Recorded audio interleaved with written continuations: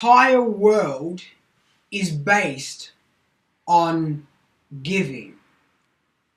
The sun raises down power and heat to give the earth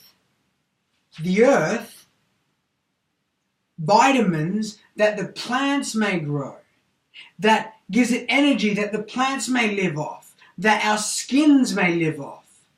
The rain waters down on the plants for the plants to grow, to give.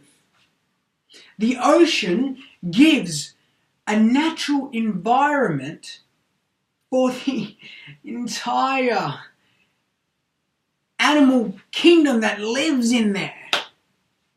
The plants, the fish that are swimming around, they're eating off other things that are giving life. And then the fish eat off there. The life, the energy, everything is giving, everything is abundant in love.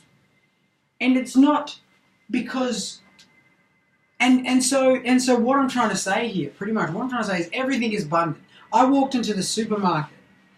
And there it is. Boxes of tomatoes. Boxes stacked on each other. I look over here, boxes of avocados. I look over there, bags of lettuce. And I look over there, bags of toilet paper. Bags of it. Bread everywhere. All this, all of that. There is so much food in the supermarket just down the road from me. It's unbelievable. I'm looking there, and I'm looking at every human being here, and they're all like, where's the sale prices? Where's this? Where's that? They are so disconnected from humanity because they think that we need to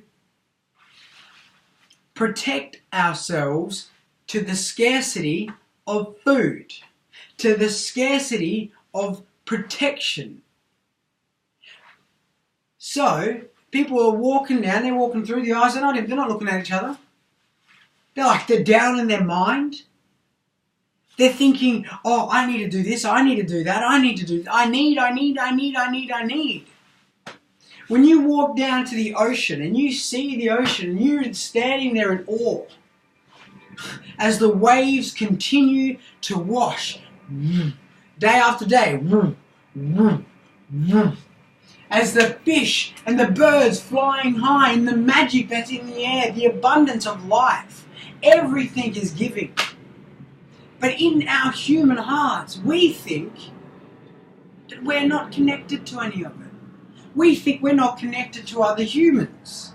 We think that what happens in my home doesn't affect what happens at the other side of the planet. Because this whole entire matrix, this whole entire world is based on the idea that we need.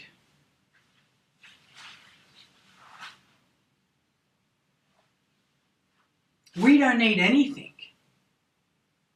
Actually, if I go back into my own story and I look at all the pain, all of my biggest fears, my darkest memories, my strongest guilt, my deepest shame, and I look at that and I go, I am grateful for that memory. Boom, I'm knocking one more down. That memory, you know, that home environment I brought up in, I'm grateful that I was brought up in that environment. Poof, smash through that. Oh, you know that hurtful memory when I lost someone I loved that was so close to me? You know what? As hard as it is, I'm grateful that event was a part of my life. Because it helped me grow, it helped me learn the value of life and the miracle of God. Poof! Another war down. What fear? I get to my birth. I smashed all these fears down. I smashed all these anxieties down. All the feelings and the root of it. And you know what I find? I find the miracle of life. This society that is built up of stories that are based on tragedy, stories that are based on scarcity, Stories that are based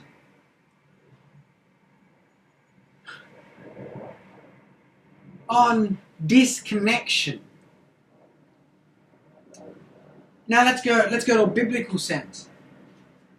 You got the Garden of Eden. You got Adam and Eve. And the fruit of knowledge, good and evil.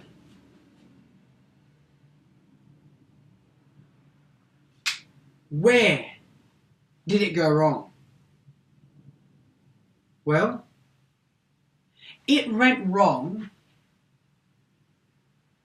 in the desire to think that there was anything else that they needed. They didn't need anything. Everything, just like then and just like now, is already provided, because the entire design of the universe is based on life, and is based on love, and is based on the continuous giving, like wave after wave, like shower after shower, like the sun raising down on earth. Everything in this entire world is based on giving. So when I look at my fears and I look at my shame and my guilt and everything that I've been hiding, and I own that and I say, I'm grateful for that. The pain, the hurt, the suffering. Because behind all of that suffering is a miracle. That I am here today with my breath, with my life, and I am a part of this God-given design of life, of this universe that is so vast, so huge that my mind can't comprehend. It is so big, and you're telling me the whole thing is based on giving, on connection,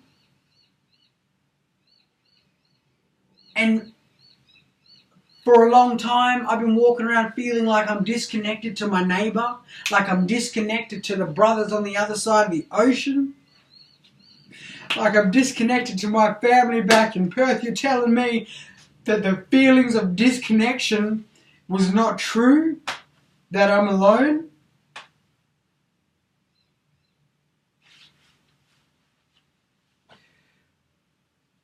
It's a lie. Because I'm connected to the universe. I'm connected to the God-given design of love that is continually giving. This day is a miracle. People are dying every day. People are living their life feeling like they're isolated, feeling like they're alone, feeling all this anxiety because the world is saying everything that you need is outside yourself. But everything that you really need is behind every war, every memory, every guilt, every shame. Everything that you need is behind those internal wars. And when you're ready to smash them down, you realize in a shameless gratitude that your very life is a miracle, that the human being standing right next to you at the bus their life is a miracle. This entire planet is a miracle. This God-given design is made up of, you want to talk about frequencies, or you want to talk about science, you want to talk about Christianity, you want to talk about all of that, is universe, whatever you want to label it. God-given design is so loving and caring and generous, and it will never stop giving as long as us as humans are connected to it, connected to the source of life in the heart, in the mind. Then we'll realize that life is not about, the universe is not about hoarding and taking out of scarcity of the desire of knowledge, that we think we need, because we don't need nothing. The plants are going to grow. The birds are going to multiply. Everything's going to grow. We spiritually are going to grow through the shameless gratitude of love, of the understanding of the intimate universe that is based on giving, on love. So the human-centric thought and idea that thinks humans are the center of it all, they are, because they can see and acknowledge God in its fullest capacity. That is the blessing of being a human being. Acknowledge the universe of its fullest capacity. That doesn't mean the plants don't know God. The God that don't know the universe, that don't know the law of the love, of the abundance of life, it knows more than us. Because we still run around the supermarket thinking we're going to run out of tomatoes. We still run around thinking that we're going to run out of the next sale. We still run thinking that we're going to run out of money. We still run thinking that we're going to run out of shelter. The only reason why we're going to run out of shelter is because human beings have created a matrix that we're walking around in thinking that we need. But we don't need any of it. Obviously, now that I know that, I'm free. And the level of energy, actually not even, people have been saying to me, oh Michael, you're a level of energy, you're manic high. You're manic high. No, because I'm not dociled by the matrix anymore. My energy is not faced internally on my guilt and my shame that's holding my spirit back. My energy is full forward. Because I've smashed down those walls of my guilt and my shame and my guilt and my shame and the shame and the guilt, and I've smashed down, and I've not smashed down, I was grateful for it, because what it taught me, every lesson, the deeper the pain, the deeper the hurt, the deeper for greater gratitude in love. The deeper, greater love and compassion, and the deeper ability to understand the love of human beings. Every single human being loves working together with every other human being. No one wants to work alone. No one wants to... Everyone wants help. Everybody wants to work together in love. Because the happiest memories of our life is when you're out camping with your family and you're working together, and there's no such thing as money, but there's trees and there's birds and there's plants. The happiest point in your life is when you're working together with another human being, serving other human beings, who is giving and sharing Mother Nature and the universe and the God-given love and the God-given everything you want to call it, the miracle, the frequency, the whatever you want to call it. When that is fully understood, even in a biblical way too, Adam felt like he needed to know good and evil. He felt like he needed. Adam didn't need anything. He had the Garden of Eden. He had his beautiful wife. He had God and everything in it. Not at his service, that he could share it with, and tender and look after, like everything else is looking after everything else. Human beings are here to look after other human beings.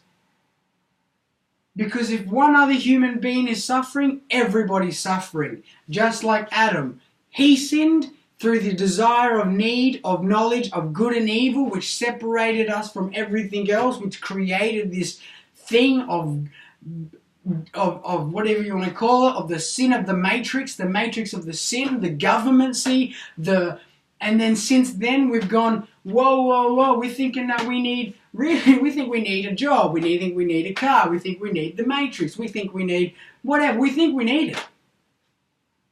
And the more we think we need it, the more the brothers on the other side of the ocean are suffering.